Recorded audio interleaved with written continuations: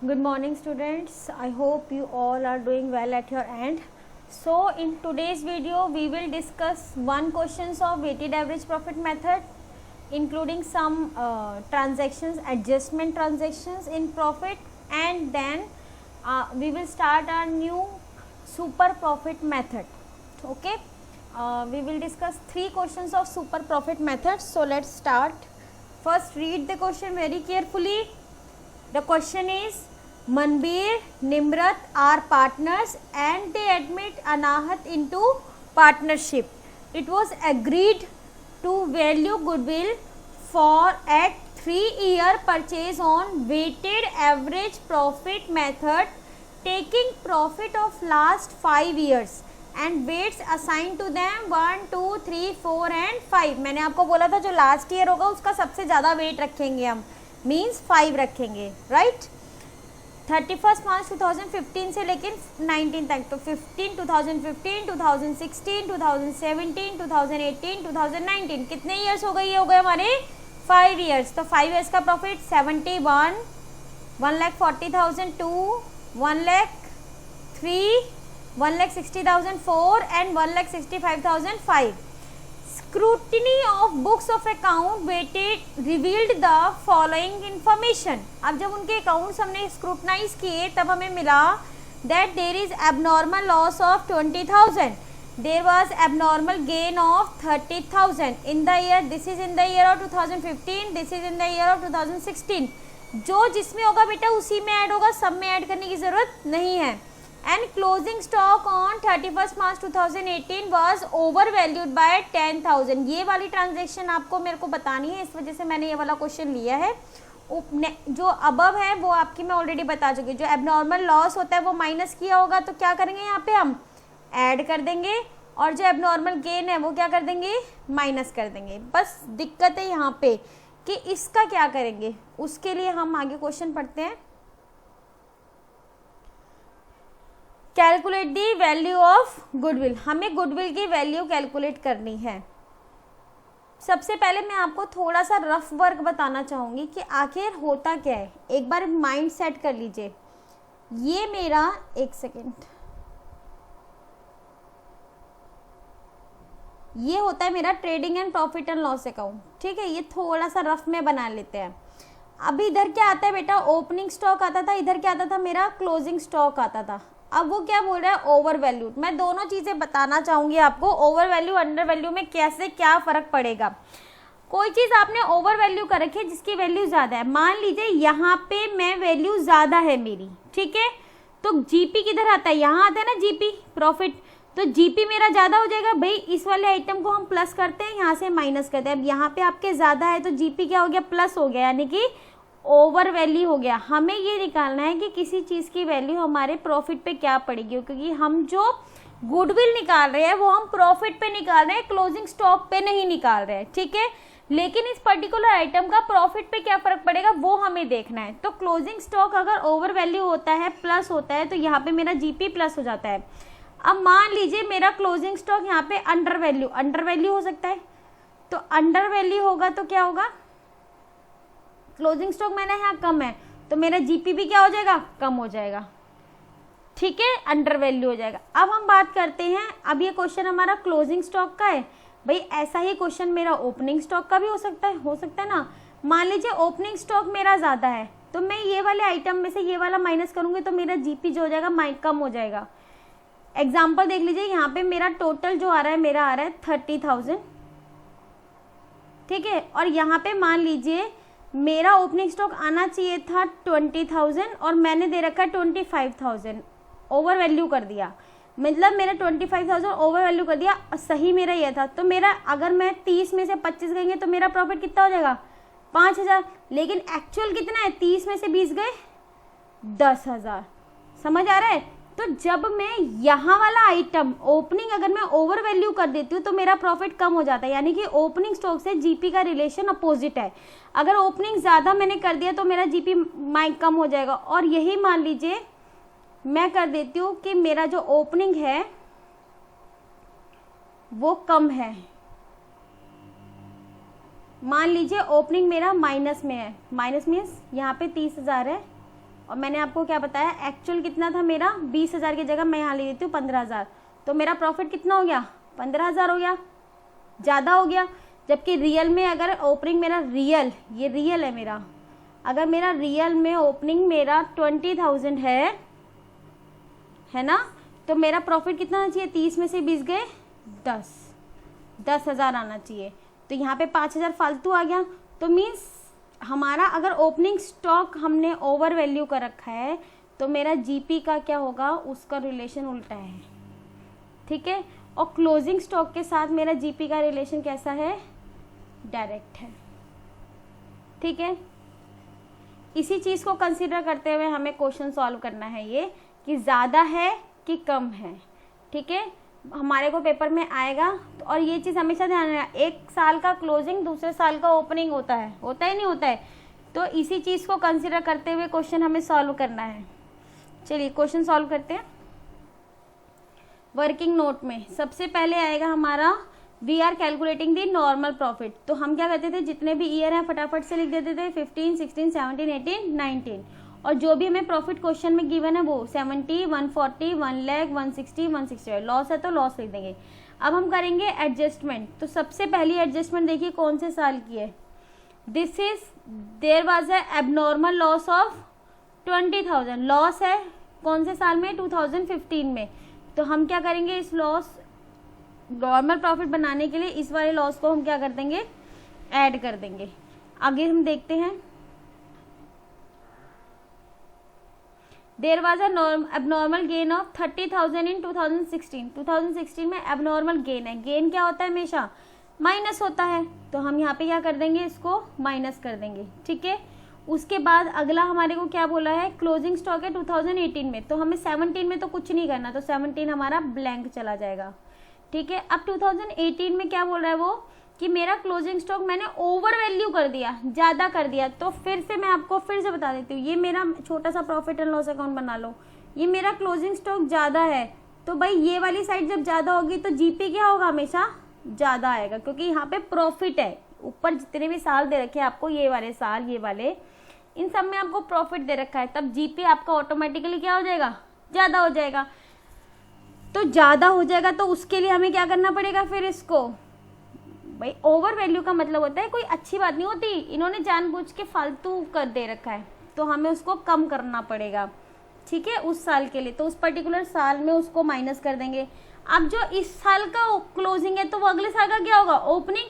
तो अगर ये पहले वाले साल में, आप ये याद रख लो, अगर पहले वाले साल में आप माइनस करते हो तो अगले वाले साल में हम हमेशा ऐड करेंगे, ठीक है। और मेरी बात मानिए, माइनस का साइन लगाने की जगह आप नेगेटिव लगाइएगा तो ज़्यादा सही रहेगा। यहाँ मैं माइनस इसलिए लगाती हूँ ताकि बच्चों को पता रहे कि ये माइनस हो रहा है, ठीक है। लेकिन आप जब धीरे धीरे आपको आदत हो जाएगी तो आप ब्रैकेट लगाना शुरू करना। 20,000, 30, मतलब इस साल जो पहले साल माइनस होगा तो वो अगले साल प्लस हो जाएगा, और अगर ऊपर वाले साल में प्लस होगा तो नीचे वाले साल में क्या हो जाएगा, माइनस हो जाएगा। बस सिंपल सा बनता है। ओवर वैल्यू आई थिंक आपको समझ में आ गया होगा। अब हम क्या करेंगे, ये हो जाएगा हमारा प्लस करके 70 + 20 90, 140 - 30 110, ये सिंपल है, 160 - 10 50, 150 एंड 175, ये हो गया हमारा। अब हम क्या करेंगे, हमने वेटेज में निकालना है तो वेटेड एवरेज प्रॉफिट निकालेंगे। अब हमारे नॉर्मल प्रॉफिट आ गए हैं तो हम क्या करेंगे, इन्हीं प्रॉफिट्स को यहाँ पे लिखेंगे जो हमने कैलकुलेट किया 19 तक, ठीक है। वही प्रॉफिट जो हमने लास्ट में कैलकुलेट किया 90, 110, 1 लाख, 150 एंड 170, ऊपर देख लीजिए सेम टू सेम है। फिर हमने जो वेट्स, ऑलरेडी हमें क्वेश्चन में 1 2 3 4 5 करके वेट्स दिए हुए हैं, तो मैंने आपको बताया था जो लास्ट वाला हमारा ये वाला साल होता है इसी में हम 5 मानते हैं और फिर हम डिसेंडिंग ऑर्डर में उसको लिख देते हैं और इसका टोटल आ जाएगा 15। उसके बाद हम इन वेट्स को मल्टीप्लाई कर देंगे, 90 × 1 90, 110 × 2 220, 1 लाख × 3 3 लाख, इस तरीके से मल्टीप्लाई करके हम सामने सामने लिख देंगे। अब वेटेड एवरेज प्रॉफिट का फॉर्मूला क्या होता है, जो वेटेड एवरेज प्रॉफिट निकालने के लिए ये 20 लाख अपॉन 85,000 अपॉन 15, ये हम करेंगे तो कितना आ जाएगा हमारा 1,39,000। अब क्वेश्चन में आ लीजिए, मतलब हमने अभी तक वेटेड एवरेज निकाल लिया। अब क्वेश्चन में जो बोलेगा गुडविल कैसे कैलकुलेट होगी वो, so it was agreed that goodwill at 3 year purchase, तो हमने वेटेड एवरेज प्रॉफिट का क्या करना है, 3 से मल्टीप्लाई करना है, तो हमारी क्या आ जाएगी, गुडविल आ जाएगी। तो फिर वही क्वेश्चन में हम पुट कर देंगे weighted average profit into number of year 1,39,000 into 3 that is 4,17,000। ये हमारी गुडविल आ गई as per the method of weighted average profit method. ठीक है, तो आई होप आपको समझ में आ गया होगा कि क्लोजिंग स्टॉक का क्या है। फिर भी आप छोटा सा ऐसे बना के देख लिया करो कि ये मेरा प्रॉफिट एंड लॉस अकाउंट है, ट्रेडिंग अकाउंट। ठीक है, और इसके अंदर हमारा अगर क्लोजिंग स्टॉक यहाँ आता है, ये क्लोजिंग है हमारा, अगर ये ज़्यादा है तो इसका हमारे जीपी हमेशा ज़्यादा रहेगा, क्योंकि इधर से ही आइटम प्लस होके माइनस होते हैं। अगर ये हमारा कम रहेगा तो जीपी मेरा कम रहेगा। डायरेक्ट रिलेशन होता है क्लोजिंग स्टॉक के साथ। नहीं भी समझ में आएगा तो ऐसे आप बना के देख लोगे, डेफिनेटली आ जाएगा। चलिए अब हम अगले हमारे मेथड पे बढ़ते हैं, जिसका नाम है super profit method. Super profit method क्या होता है, एक होता है हमारा नॉर्मल प्रॉफिट, एक होता है हमारा सुपर प्रॉफिट। जो नॉर्मली सब अर्न कर रहे हैं वो नॉर्मल प्रॉफिट होता है, अगर मैं उससे ज्यादा अर्न कर रही हूं तो वो मेरा सुपर प्रॉफिट होता है। ठीक है, उसी सुपर प्रॉफिट मेथड से मेरे को गुडविल निकालनी है। ठीक है भाई, गुडविल वही तो होती है भाई, सब जो अर्न कर रहे हैं मेरे बिजनेस में रहते हुए मैं उनसे ज्यादा अर्न कर रहा हूं। ठीक है, तो चलिए let's read the question. Here is the question. Gupta and boss had a firm in which they had invested 50,000 rupees. On an average the profits were 16,000। The normal rate of return, ये आपको हमेशा क्वेश्चन में given होगा, normal rate of return इसे ढूंढना super profit method के अंदर जरूरी है। ठीक है, and goodwill is to be valued at 4 year purchase of profit in the excess of profit at the rate 15% in the money on the money invested. जो हम 15% मनी इन्वेस्ट कर रहे हैं, यही है, यही होता है 15%। अच्छा छोड़िए, पहले मैं ये बता दूं आपको कि 15% आगे होता क्या है। एक्चुअली ये होता है कि मैं जितना पैसा बिजनेस में लगा रही हूँ, मेरे लेवल की सारी फर्म जितना पैसा लगा रही हैं उनको 15% का रिटर्न मिलता है। तो वो ये कह रहा है कि जो हमारी कंपनी की गुडविल है वो कैसे कैलकुलेट हुई, goodwill is valued at 4 year purchase of the profit in excess of profit. Profit in excess of profit का मतलब होता है वो होता है सुपर प्रॉफिट। जो नॉर्मल प्रॉफिट कितना अर्न कर रहे हैं हम, 15% अर्न कर रहे हैं, इसके प्रॉफिट के एक्सेस प्रॉफिट पे हम उसका 4 से मल्टीप्लाई कर देंगे, वो 4 ईयर परचेज होगा। अब हमें कैलकुलेट करनी है गुडविल, तो फॉर्मूला हमारा क्या होता है, इसका फॉर्मूला होता है हमारा ये,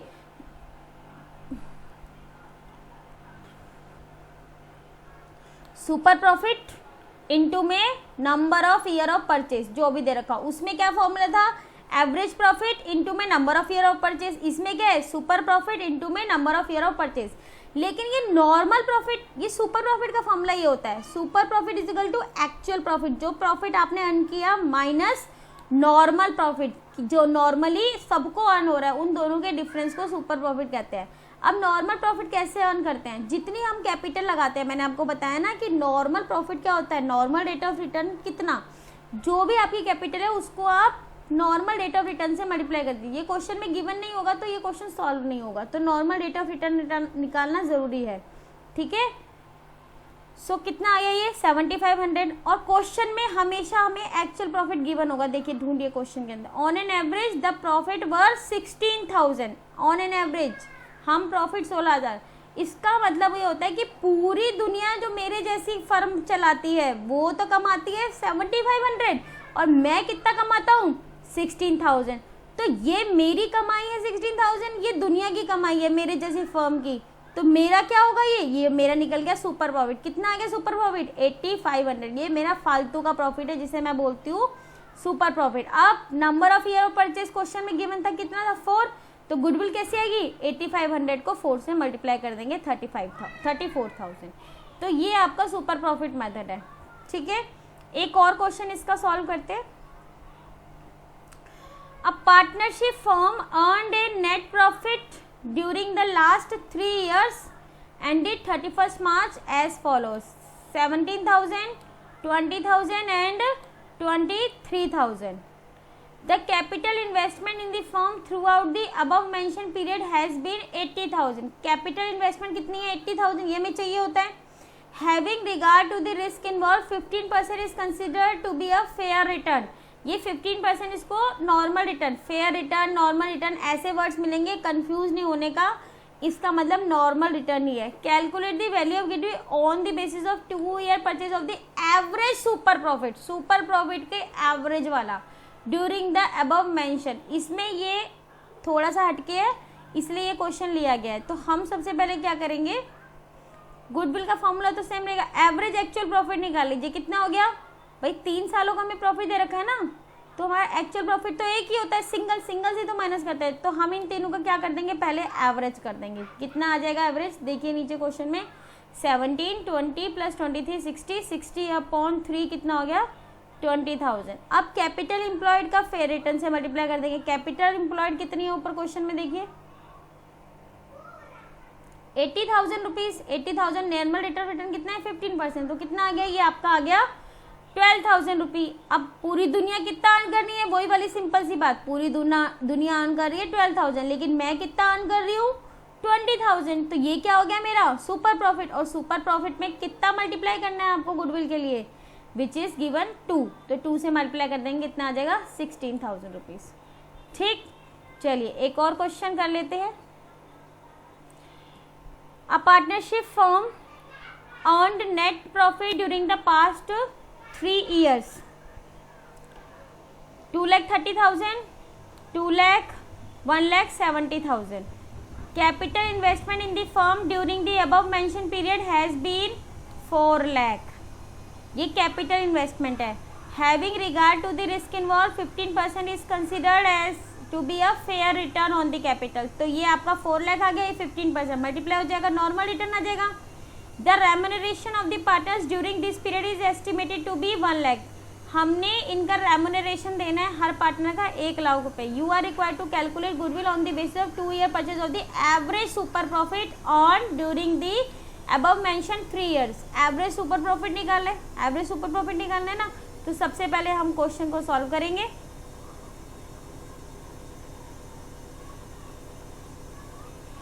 सुपर प्रॉफिट मेथड फॉर्मूला लिख देंगे, सुपर प्रॉफिट इनटू में number of years. Capital investment 4 lakh था, 15% कितना आ गया हमारा 60,000। ये हमारा नॉर्मल प्रॉफिट आ गया है। अब हमें सुपर प्रॉफिट के लिए सबसे पहले हमें प्रॉफिट में एडजस्टमेंट करनी पड़ेगी। हमने पार्टनर्स को तो बच्चे रेम्यूनरेशन देनी है ना, वो हमने दी नहीं है, तो पहले हम क्या करेंगे, ऐसे ईयर लिख देंगे।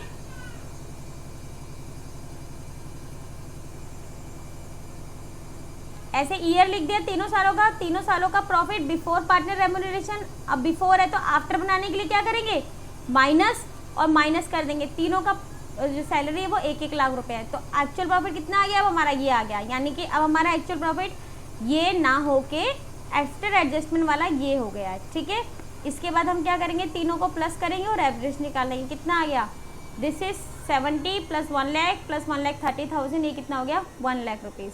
और सुपर प्रॉफिट दुनिया कितना अर्न कर रही है, हमारा कितना आ रहा है 1 लाख, और दुनिया ऊपर कितना अर्न करी थी, देखो नॉर्मल रेट ऑफ रिटर्न में 60,000। तो हमारा सुपर प्रॉफिट कितना हो गया, 1 लाख में से 60,000 गए, बचे हमारा 40,000। ठीक है, और नंबर ऑफ ईयर्स कितना है 2, तो कितना आ गया 40 × 2 ईयर परचेज 80,000 रुपीज़। ठीक है, दिस इज हाउ हमारा सुपर प्रॉफिट मेथड भी खत्म हो गया है। अब हमारा एक लास्ट मेथड बचा है जिसका नाम है कैपिटलाइजेशन मेथड। ठीक है, और कई बार क्वेश्चन में कैपिटलाइजेशन और सुपर प्रॉफिट मेथड भी आ जाता है। तो इस तरीके के 2-4 क्वेश्चन और है जो हमें करने, फिर आपका ये चैप्टर जो है कंप्लीट हो जाएगा, जो हम करेंगे नेक्स्ट वीडियो में। So thank you students, and इससे रिलेटेड आप क्वेश्चन सॉल्व कर लीजिएगा।